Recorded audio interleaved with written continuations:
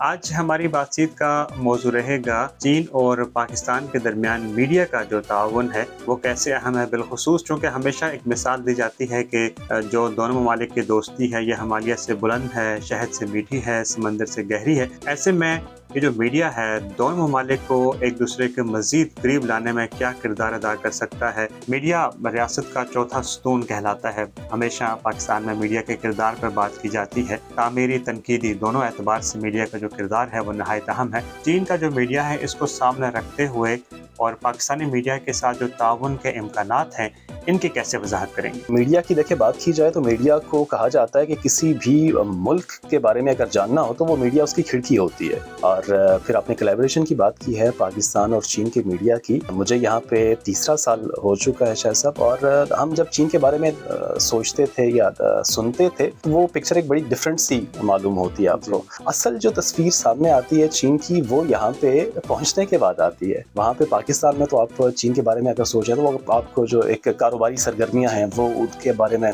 लेकिन यहाँ पे चीन ने जो डेवलपमेंट जनाब की है और किस कदर हर एक शोबे में उन्होंने तरक्की की है। ज़राअत की बात कर लें आप, सनतों की बात कर लें आप, आपकी जो सहाफ़ी बरादरी है या मीडिया है अगर वो वहाँ पे मौजूद हो तो एक बहुत अच्छा इम्कान ये मौजूद होता है कि जितनी भी मालूमात हैं जो कि अपडेट्स हैं, डेवलपमेंट्स हैं बिजनेस के हवाले से किसी भी टॉपिक की, वो आपको मिलती रहती हैं।